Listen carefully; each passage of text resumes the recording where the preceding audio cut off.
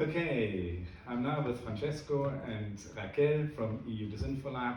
Also to you, the question, what is your primary work you're doing in vera.ai and what can the community out of your work? Sorry. Okay. I will start.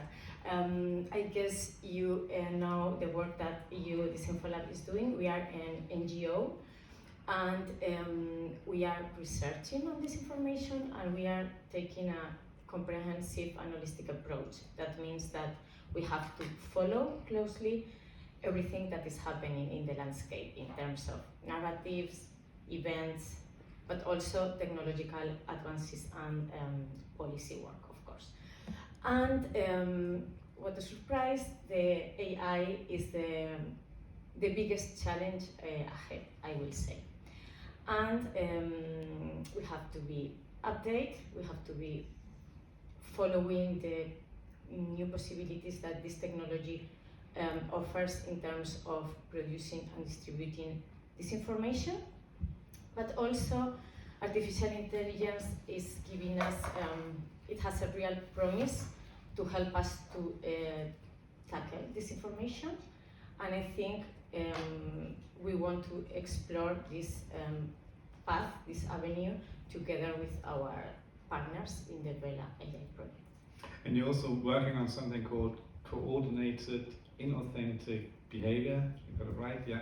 So that also involves like how disinformation spreads, so that's where you're also developing or working on platform or tool development, aren't you?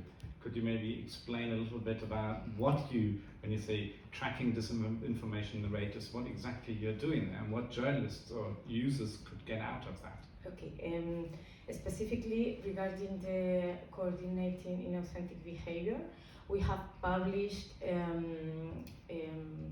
already 3 years ago, I think, a methodology to help journalists and researchers. It's a kind of a guide to help researchers to identify if they are in front of a network putting this in place, coordinated inauthentic behavior. We have called it the SIP detection tree. It has 4 branches. And now we are wondering if it's still a valid methodology or we have to update it according to the new technological developments, especially by AI.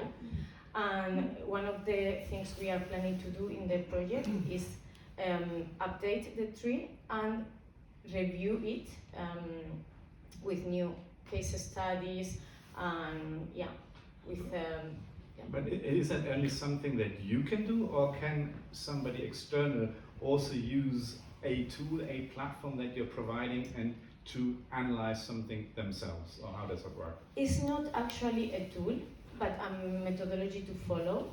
So that's open to anybody? Yes, of course. It's published in our on our website. And it's about if you are a journalist and you are in front of a case and you would like to know if this is coordinated inauthentic behavior, this tree can help you to understand if this is SIP or if this is not CAB, you know? Studying different aspects that you are encountering during the research. So it's more like a workflow support or Exactly. guidelines that could be followed then. Okay. Exactly. Okay, thank you very much for that.